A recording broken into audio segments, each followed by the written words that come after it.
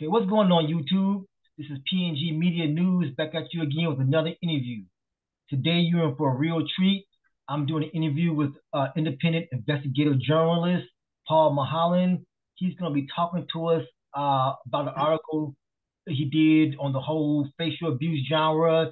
Some of you all may know it's facial abuse, ghetto gaggers, and it's just kind of like extreme porn abuse. We're going to be talking about that. Okay, so Paul, how's it going today? Well, I was doing well. I'm a big Ravens fan, so the Ravens lost about an hour ago, so I Oh, wasn't okay. happy about that. But other than that, life is good. Things are going well. Okay. Apart from that, All we right. got to the AFC Championship game, so that was nice. Most teams Well, didn't that's get good. that far. Okay. Okay. Yeah. Sorry you lost, but yeah. So can kind of tell us, uh, like I said, you're an independent investigative journalist. So kind of how'd you get in the whole journalism thing? Give us a little background about that. Sure. So, uh, I guess since I was younger, I knew that I would want to get into reporting, specifically investigative work, mostly just because I didn't want to get my news from other people. And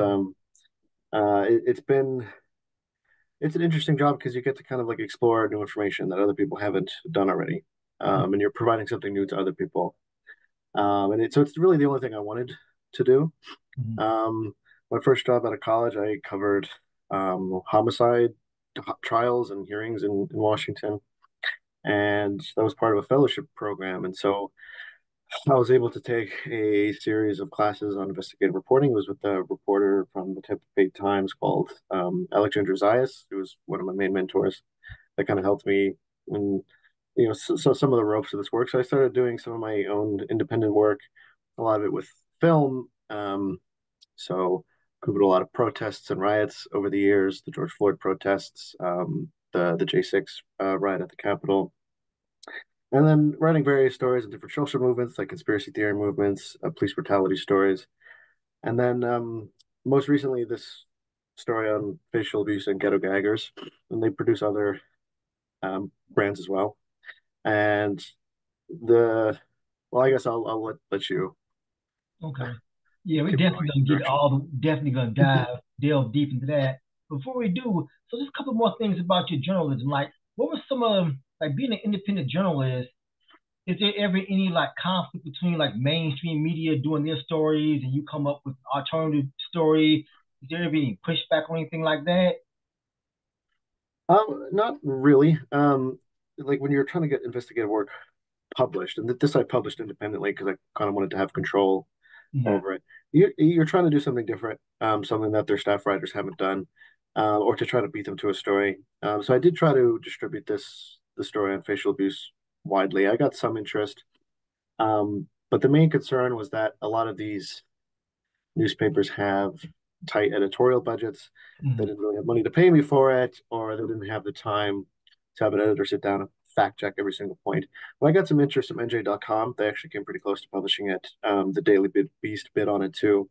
But for both of them, it was just a budget problem. So I was like, okay, that might be for the best. And so I was able to publish my own version of it in my voice. And I think in the long run, that'll be a better thing too. And it also allows me to avoid certain like conflict of interest accusations since I essentially published it for free. Mhm. So it was a story that meant a lot to me, and I'm looking forward to writing a follow up later this year. Okay. Well, let's on that note, let's get right into it. So there's this for you, all you in the listening audience, you may or might know this is what it's like called facial abuse and ghetto gaggers. And actually, like it's a website. And they have like other type of several of the content pages. But one of the more popular is ghetto gaggers, facial abuse, where they do extreme pornographic stunts with women. Um, One of them is like Latina facial abuse. So it's kind of like some people call it extreme, abusive, racist porn. And that's when I was researching that field. I've been researching that area in general for a long time. I came across your article, and I was surprised to see that there's not a lot of content written about this. That's why I was actually surprised to see someone who wrote a full length article about it. So that's what drew me to reach out for an interview. So, in your research in preparing this article, what did you learn about this whole genre? Well, So yeah, like you say, the porn that they produce, most people would consider it extreme. It's mostly designed to humiliate the female model. It involves essentially just throat fucking a model until she pukes, and that's basically the gist of it. So a lot of it's kind of gross to watch. There's a lot of puke, there's a lot of pee, a lot of slapping, um, and it's not for most people. And so I think that's one reason why it probably hasn't been written about much is that they do bring in quite a bit of revenue. And I remember on before they got thrown off X videos, to my memory they had over 2 billion combined views on their videos over the course of I think at least a decade. So people would know who they are, but it's not something reporters have really caught on to. I think it's not the point that most people watch. People who do watch it don't want to acknowledge that they watch it, and it also may be hard to get readers for it because it's difficult to read. Many of my friends, like my closest friends, told me they couldn't finish reading the article because it can be, it's a dark subject. Um, so yeah, it's when you look up facial abuse or ghetto gaggers, the besides finding my article, you may find certain fake blogs that they've published. And this is something I describe in the article. They do have a history of publishing fake blogs about themselves. Facialabuse.com is one fake blog they made about me. They've also bought the rights to my domain name. So my full name is Paul Mulholland. They've bought the rights to paulmulholland.com and published a fake blog about me there saying that I'm an anti-Semite, saying that that I'm stalking my sources, which is something they've said about me in other places. It's to try to get me, essentially to get my sources to not speak with me. Okay. And they did that even before I finished the story, which Yeah. is one of like my motivations for continuing it. But I don't know if that answered your initial question. Yeah. So now that brings me to another question. Why do you think they're doing this? Because I mean, they seem to be doing well. They seem to be have a good supply Mhm. of performers. They seem to be pretty well known in certain circles. So why are they trying to stop what you're doing? Why are they trying to stop what I'm doing? Yeah. Why do you think they having this pushback towards you? Well, so I haven't heard anything from them in a while. They did update my website recently. But I think the idea is that it may make it marginally harder for them to recruit. I think some people will look up their website and find my page. My article did get around about 500,000 or so clicks across various social media sites.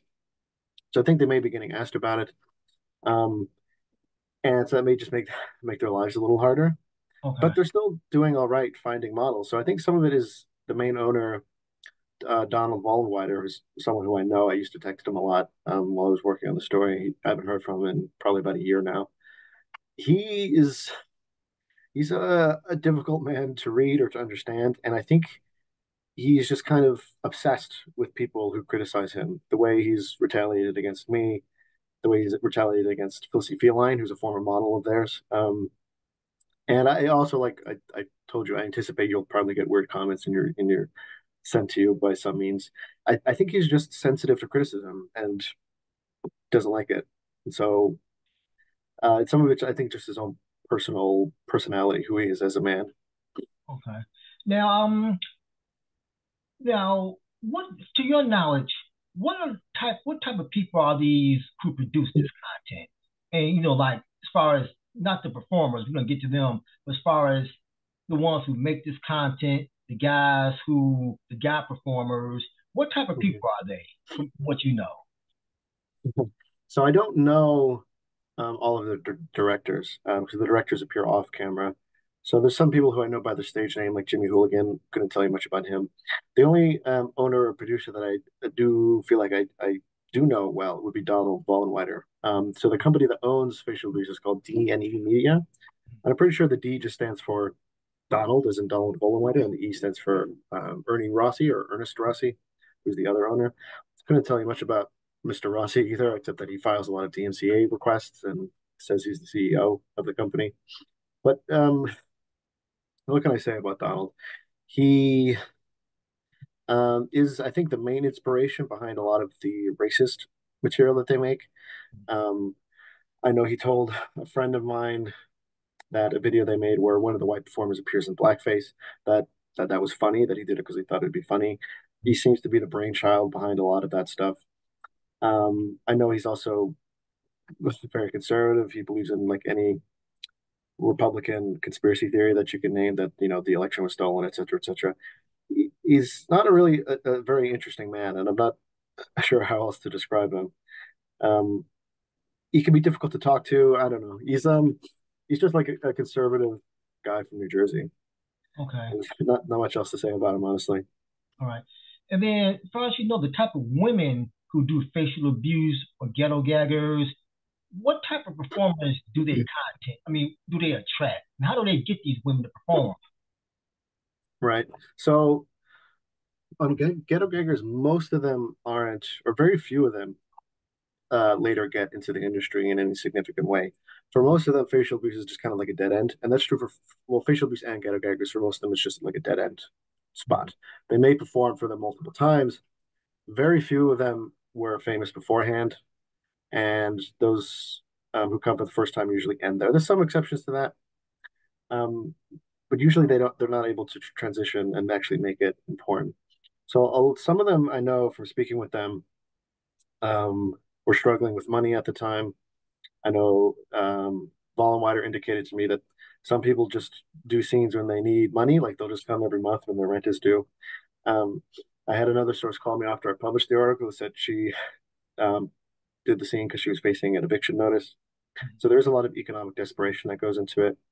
Some of them may just be hoping that um, they're able to make it big and important.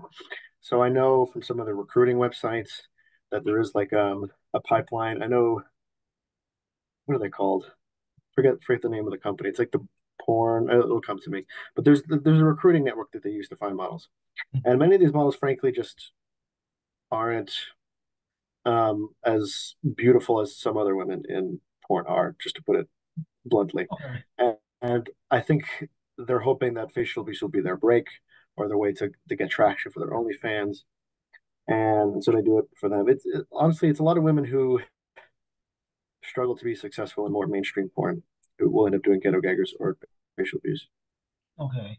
And do you know how much they make for doing these videos? The models, you mean? Yeah. So they'll usually make um, so about $1,000 on the low end to about $2,500 on the high end plus expenses. Mhm. Um, it's very much a all or nothing Mhm. kind of deal. So if you show up when you do half the scene, and then you can't finish, I've been told over and over that they don't pay you half for half. I think there was only one source I had who told me that she was given like a $500 fee for not finishing a scene. But I've been told by many sources, including women who I've talked to after the story, that if you don't produce the full scene, if you don't stay to the end, you do the positions, and then you get the dog bowl dumped on you at the end. Um, that you'll get paid $0 and 0 cents. And so I know the last model I spoke with, who isn't in the article that I published, explained that the way they set it up is that you pay for your plane ticket in to New Jersey, which is where the studio is, Mhm. and you do the scene, and then if you finish it, they'll compensate you for your ticket, and then they'll pay you. And so what happens to some of these women is that they're already like a few $100s in the hole by the time they get there. And many of them have told me that they didn't really understand what the content was by the time they get there. There's some sources in the story who told me they didn't even know the name of the studio was Facial Abuse. They didn't really know what to expect. They were younger and inexperienced in the industry. Um, I had one source tell me after I published the article that she was given a 30-second video of their content by a recruiter that she considered grossly misleading. So that when she got there and they told her, they basically gave her, those little cardboard cartons of muscle milk. Mhm. You know what those are? They handed her some. She's like, what is this for? And they're like, so that you can puke, right? You need volume in your stomach so that when we face fuck you, you can puke. And she's like, sorry, what? Like that wasn't in the first 30-second video you gave me. Oh, Mhm. and by the way, you're going to be drinking piss too. And this is a very consistent pattern with the models that I've spoken with that they just didn't understand what the content was in the manner that they were recruited. Um, in fact, I don't think any of my sources really understood what the scene was going to be like. And then they either felt that they couldn't leave because they were economically vulnerable, or they may have been afraid to leave. Um, I know the last source I spoke with said halfway through the scene, she stopped and cried for almost an hour. And they Mm-hmm. were like, "Hey, look, we won't make you do it, but we're not going to pay you unless you finish." And um, this is kind of like the manner in which many of them are recruited. Now, I don't think that's true across the board, but it's definitely a pattern of misconduct that I've caught on to in my reporting. That many of them just simply just don't know what this content is going to be like, and they're not adequately warned ahead of time. Okay. So you so at the so at the high end, they're getting $2,500 to go through what about an hour of being kicked and humiliated and stuff like that. And Well, it's about an hour of content. I've been told by many sources that these scenes often take 5 or more hours to film. That they'll show up late in the evening and they're there till like 2 or 3 in the morning. It's about an hour of content, but they frequently take about 5 hours to film. wow, so they're going through all that. So other than so besides that hour that we see, there's a whole lot of other stuff going on, Yes, and they're not and they're much they get is $2,500, and if they stop halfway, like I'm done, they end up walking away with nothing. yes, and I don't remember the name of the podcast, but Vollenweider has confirmed that himself on a podcast he was on. That if you don't finish the scene, you don't get paid anything. There's Wow. no like you did 80% of the scene, we'll give you something. It's all or nothing. Mhm. Wow. Okay. And so now Oh, and no. I can explain why it takes so long. Mm, Many of these actresses need very long breaks because a lot of them are in pain from being slapped. A lot of the times their throat hurts. Um, for those of you who are familiar with the content, so again, this is provoking women to puke by throat fucking them. And if you watch these scenes, and again, this is like really gross, but many of them will simply puke so many times that they just run out of contents in their body to throw up. And you'll see this because they'll start dry heaving, and then there'll be a cut, and then there's another scene and there's puking again. And so I had one source confirm what seems to be the case, which is that they just fill them up again, and this takes time. And many of these women stop for long breaks because it's very intense, and this can make the scene take a really long time. And I know from some of the way that they recruit people on Twitter, and anytime they're engaging with people on Twitter, I tend to inbox the models and see like the manner in which they're being recruited. I know they tell them, look, it only takes an hour or two to film these scenes, and that's not true. Like that's another example of their misleading marketing. If they were telling the truth, they should tell them, hey, look, it's going to take you 5 hours to do this 1 hour scene because we need to continually pump you up with muscle milk and protein shakes so that you continue to puke for about an hour. But that's, they don't lead with that in the recruiting. mm, nice. And then typical for a video, so they're paying out $2,500. Just say at the high end, $2,500, like you said. How much money would you imagine they make per video? They put it out there. Um, per video, that's hard to say. I mean, they have a subscription model, so Mm, you pay by month to have access to all of their content. okay. So it's the purpose of making new videos, I guess, is just to keep new people coming in, give new content to the loyal subscribers. I do know it's hard for me to estimate how much money they're making, but they have to be making at least seven-figure profits, if not eight-figure profits, just based off the lifestyles that the owners have. Mm, I know. I mean, Donald Vollenweider owns at least two homes. I think it's three. Um, he has a very nice home in an expensive neighborhood of New Jersey. mm, His male models seem to be living pretty well, so they're in the green for sure. They're okay. doing pretty well. All right. So they're making a lot of money, and the models are just getting kind of just crumbs, basically. Yeah, they say they pay well. Honestly, I don't know if $2,500 a scene is well or not. I'm not familiar enough with the landscape to know if that's like a good one-time payment.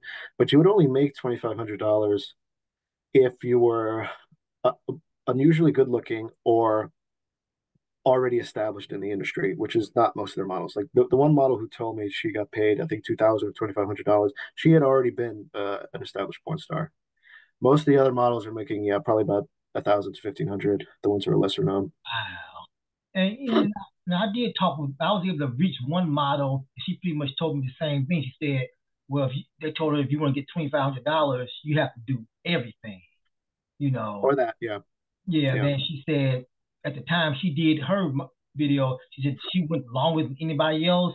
So when they came back to her again, they offered her $4,000, but she declined. She said, Oh, interesting. oh, these people are just mean, and and she said they even had the expectation that after all that, you sit around and have casual sex with them. But she was like, Yes, so they, yes. so let's talk about this. beat on you and slap you, humiliate you for 3 or 4 hours, then they expect you to sit around and just have sex with them for free afterwards after taking stops? I've heard that from many sources. I can elaborate on that. First, the source you mentioned, I would love to speak with her. That sounds really interesting. 4,000 is by far the most I've ever heard of anyone being offered by them. This casual sexting, yes, I've heard that several times that different directors, after the scene is done, will ask the models to sleep with them afterwards. There was a former director of theirs, a source told me like after the scene was done, she was waiting, I think, for Uber, and it was just her and the director at the studio. And the director's like, "Oh, you're really hot. Like, can I eat you out?" Or just creepy directors making advances like that. Donald Vollenweider, I know, solicits models for sex. I had a source, Felicity Feline, tell me about that. That he would like ask her to go down on him all the time. It's just that's a very common thing. The directors do ask models for specific sex acts. Now, if it's for free, I mean, um, I think it's like kind of like with an understanding that you'll get more work. Some of them may have been paid. Um, but the theme of directors soliciting the models for sex acts afterwards, that I've heard that several times, yes. Okay. All right. Now, sometimes you mentioned women established in the porn industry. Now, what do you think would make someone who's already established go and do some content like this? Because I've heard it ruin some of their careers to even be Mm, on these type of sites. What's your insight on that? right. So I think I had two sources that were established in the industry when I worked for them. As far as I can tell, their careers weren't destroyed. I know one of them took a lot of, emotional and psychological damage from it. And I believe that's outlined in the article. She basically had to take a year off for Mhm. porn because she was so messed up from it. It looks like she's kind of getting back in the groove of it.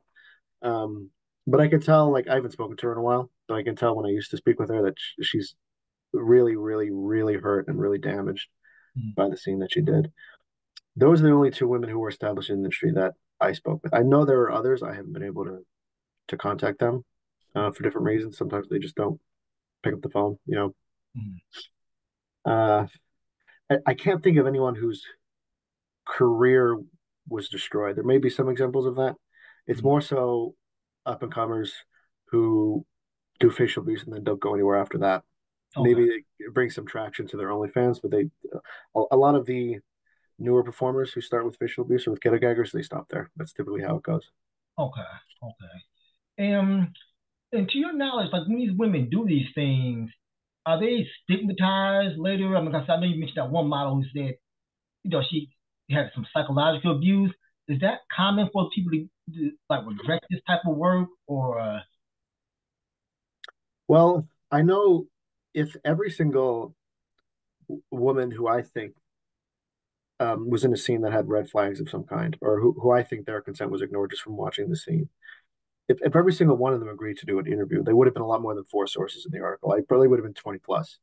Most women that I contacted didn't want to participate in for various reasons. They either had moved on, it's been like 10 years and they have kids now, and they just don't want to talk about it.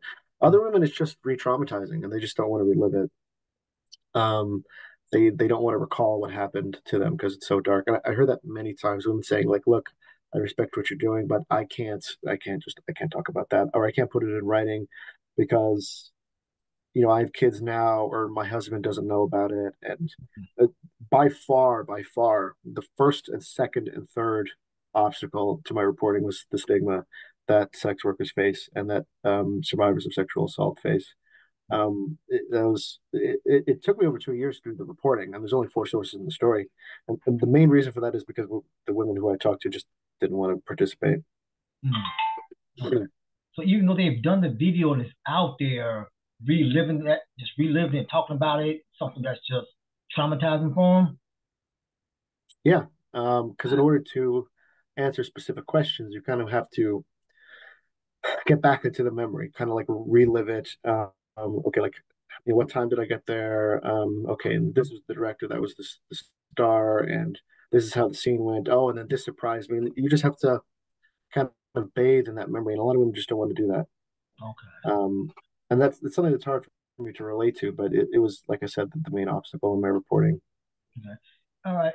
Now let's speak of that, because now I know on some, just you can go on the site and you will see some women been there 2 and 3 times. Now, if you Mhm. had to guess, 'cause I know you can't speak, speak for them, of course, but if you had to guess, what makes them return? Is it just purely money, or is it that they just, like you said, really hard for money, and this is their only source of income that they will return, Yeah. use it like 2 or 3 times? So it varies. In some cases, it's just economic desperation. Yeah, they're struggling to get employed elsewhere. In other cases, they may just be looking for more exposure in the porn industry and they can't get hired by the studio. So I guess they'll do another scene. In limited cases, I suspect there are women who, for whatever reason, reasons of their own, actually do enjoy the content. I know there's one model who did it, I think, like 8 times. There's others who have done like 4 or 5 times. In those cases, I suspect at least some of them just have a fetish for it. Right, this isn't a random sample of the population. There's a self-selection effect. But I do know that, yeah, some of them are just economically desperate and they're struggling to crack into sex work. Mhm. This is kind of the only opportunity they have. I know that in some cases, for women who didn't participate in the story, there were some who shot with them several times who told me that they would never shoot with them again because the last one they shot was the problematic one. I had 2 women tell me that. Um, Unfortunately, I couldn't put it in the article because they wouldn't do like a long form interview and explain what they meant or why they regretted it. But there was 2 instances in which women, both of whom shot 4 scenes with them, told me they'll never go back because of the fourth scene, and also because of off camera interactions that they thought were inappropriate. Mhm. So we see that women who have shot with them multiple times, I understand why you might see that as an indication that they're not doing anything wrong. And again, I don't think that they've ignored the consent of all or even most of their models. It's just a common problem. But you can't say that they shot with them 3 times, so everything's above board. Mhm. Because I suspect in some cases it was just the reason they didn't come back a fourth time was because something happened the third time. And it doesn't matter that they're a repeat guest. If they say something happened the third time and they can prove it, then yeah, there's a case to be made for that too. But the reasons why the people show up multiple times vary. And again, I don't think that they've ignore the consent of most of their models. It's just a few too many, and it's an alarming pattern that I can call people and pick up the phone, and some of them will tell me, yeah, they bought or I was high on heroin during the scene and I had no idea what was happening, Mhm. which is what my source Bailey Ray told me in the story, or that one of them was mocked repeatedly for having been raped as a child and asked them on camera in the final cut to stop, like, please stop talking about it. And then the director says, "Oh, like what was worse, getting raped as a kid or this scene right now?" And he just keeps going, and that's what they were willing to publish. And to have 4 sources to affirm that kind of thing, or that they would tap the male model to ask him to stop, and that it would take him like 5 seconds to stop or longer.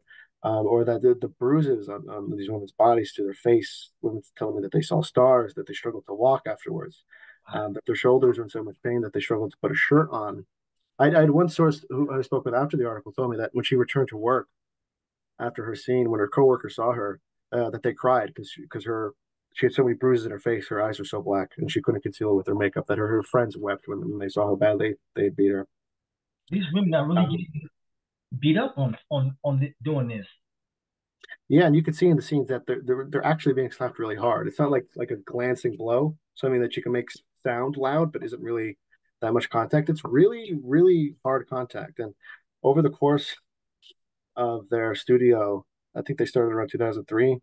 They've had a different problem male models. I know for a long time they had one. They staged him with Polly Harker. I think his real name was Paul Kreiscook. He had a habit of slapping women very hard.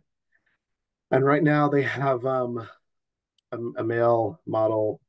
His name is on Twitter, I think, is the Mighty Fox. His real name is Michael Sims. And Mhm. I've heard from a couple of models that he also slaps women extremely hard. One of whom was in the story. That was Anna, the first source in the story. And then I've had some other women tell me after I published it the same thing. Same thing. Michael Sims will really slap you very hard. Um, I don't know. Anna told me that look, she would put her hands up to protect her face, and he would pull her hands away and slap her again. Tell her to keep her hands down, which is problematic because in order to withdraw consent when you can't speak, the only consent withdrawal method that they had was to tap the model's legs, which you can only do by bringing your hands up. So he's basically telling her, don't do the thing that you need to do in order to withdraw consent. But the slapping is real. A lot of these women are getting very serious and very real injuries as a result of it. And did they have one male model? who was like a white supremacist or some type of separatist, and he's up, getting Yeah. in prison. Yeah, that was Paul Kreiscook. He worked with them like in the 2010s to around like 2016 or 17 or something. I don't recall the exact year.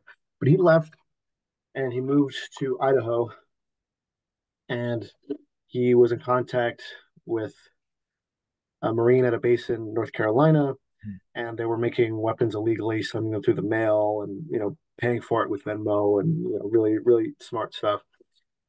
And they were indicted and then convicted. I believe Paul Kresko pled guilty to trying to destroy power plants in the hopes that it would cause a widespread blackout and chaos, and that somehow this would lead to a race war, and that I guess white people would win the race war and make America like a white supremacist state officially.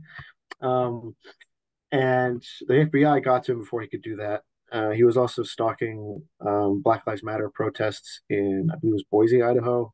Mhm. And yeah, I guess the FBI got him before he could do anything serious. He was arrested on various charges with some of his friends. To my knowledge, he wasn't employed by facial abuse at that point in time, and he had it for a few years. Now, Donald Vollenweider has I'll say cautiously similar politics, but he was not involved. It's been too long. If he had been involved, he would have been arrested himself by now. So he wasn't really in that. But yeah, a former model of theirs is right now in prison for attempting to start a race war. Yeah, and was a white supremacist. Now, when you watch these videos, there seem to be like a lot of racial type content, throwing Mhm. watermelon on women, black bitch, you ghetto this. Now, Yeah. now, again, this is just totally your opinion, speculation, 'cause, we can't know what someone else is thinking. But do you think, based on what you know, that these models are really like that, or they're doing this just for a shock value? Um, so my friend, I have a podcaster friend who used to produce porn in Europe named Tommy McDonald. And his research on this is actually really good. I can put you in touch with him. Mm. He could speak to this more than I can. For as to whether or not they're actually racist in real life, the male models, I'm not really sure. It's hard for me to say. I don't know too much about their personal life. Um, I know. I mean, when Donald Vollenweider defends the blackface stuff, I think he just says that it's funny. He thinks it's amusing. That is consistent with his sense of humor. The way he writes, well, and in a lot of the scenes, they'll often mock the way black people talk, Mm. like the different accent and different like grammar that like white people versus black people sometimes use. But he'll some of the performers will speak in that voice in a way that's clearly intended to caricature or to mock black people or to belittle the way that black people speak. That comes up over and over in Ghetto Gagger scenes, and it's very, very flagrant. They also do this to Asian women, that they'll mock the appearance of Asian people. So one of their models, Bootleg is his stage name. David Horder is his legal name. Like there's been a scene where he'll wear like glasses to make his eyes seem narrower so that he appears Asian. So a lot of it is also just like crude, like middle school racism. So sometimes there'll be a scene with an Asian woman in it, and it's called like Fang Fang Bang Bang or something. Like again, just mocking the way Asian people or the way they think Asian people speak. So yeah, a lot of it is just like crude racism, mostly directed towards Black women and also to Asian women. Mm. Uh, yeah, that's also a very common thing. Like I said, Tommy could speak more to that than I can. I was more focused on the issues of consent and Okay. injuries. But yeah, but no, it's definitely and they're sensitive about that for some reason. Like if you post images of the overtly racist content that they've made, so they're white actors appearing in blackface, or they have a scene where they have a black actress with a noose around her neck, right, as if being lynched. If you post that stuff, they'll go after you with DMCA requests very aggressively. They don't like it when people post that. Mm. Some of those videos have been taken down from their own website. So if you want to look at them, you have to go digging for them on Tube websites, which is, I think, guess what Tommy did. So Okay. they are a little, I guess, embarrassed about them. They may think that they're bad for their image, but they still made them, and some of them still do stand on their website. Okay. But I know they went after Tommy with DMCA requests much more aggressively for his content on their racism than they did on my article, which I would have considered far more damaging Okay.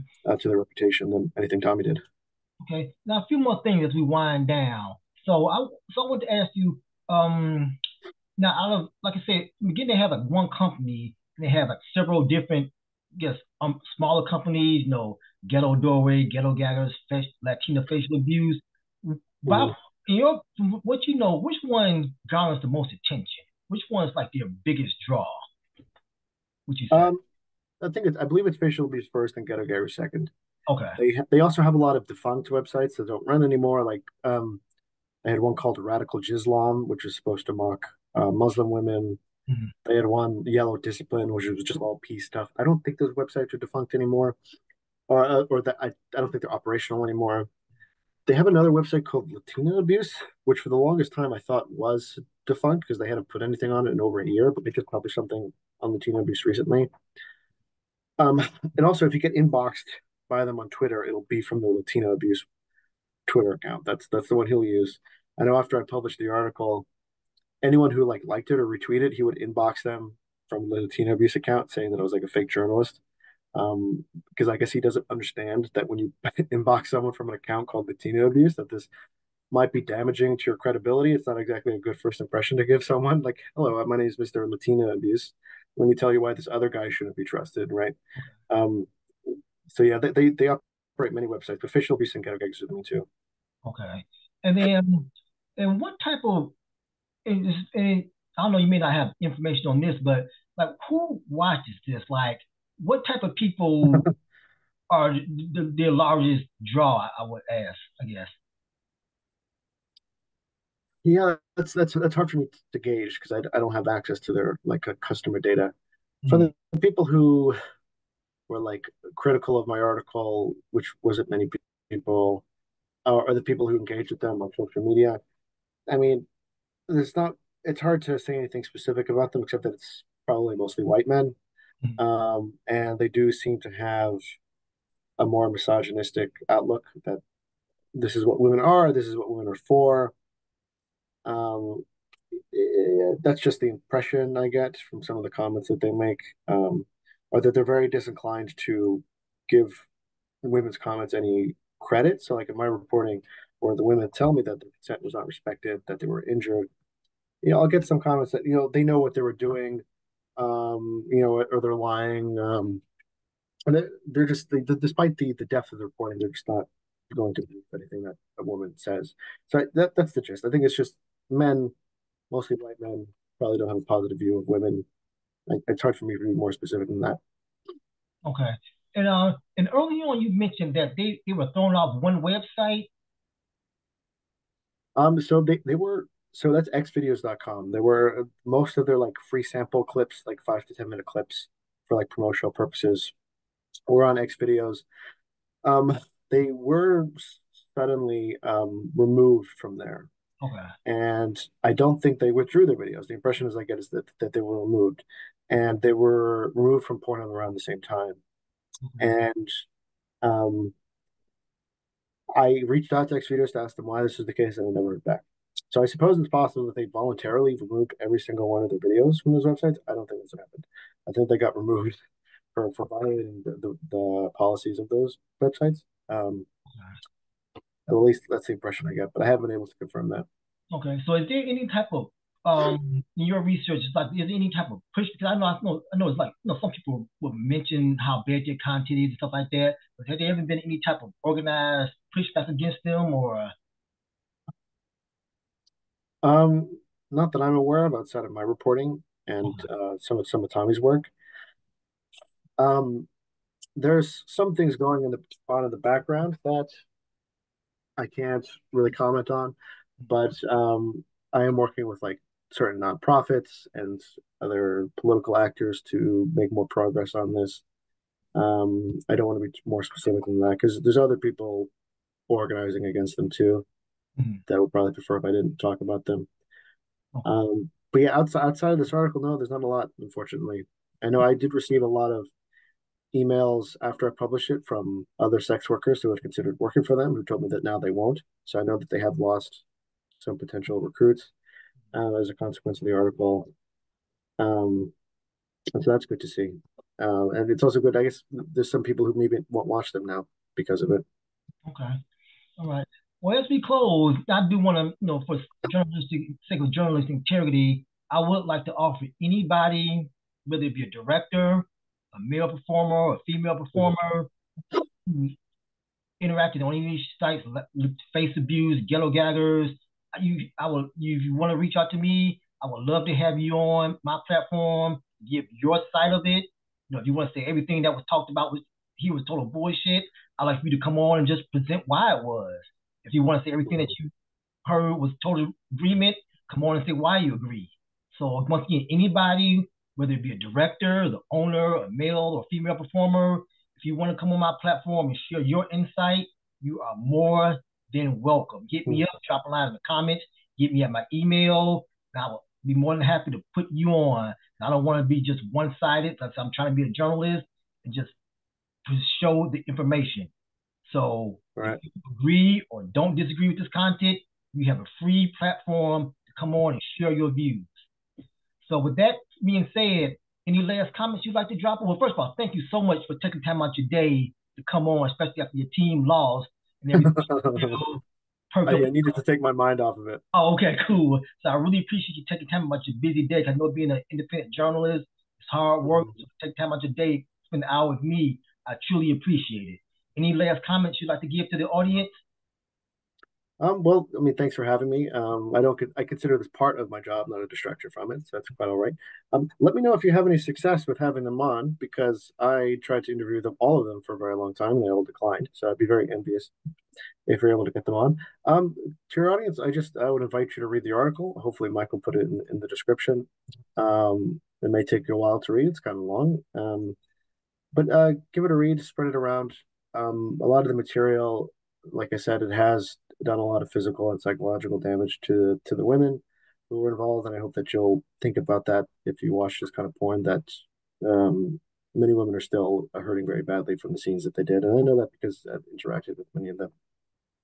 So I just hope that you'll consider the moral impact of consuming porn like this. It goes beyond the substance itself. It affects real lives in a negative way. So I just hope you'll keep that in mind. All right. With that being said, well, thank you for YouTube. Thank you for listening. This has been another edition of PNG Media News. I hope you enjoy. And say feel free to drop a comment or with your thoughts on this interview. Until the next one, see you then. Take care.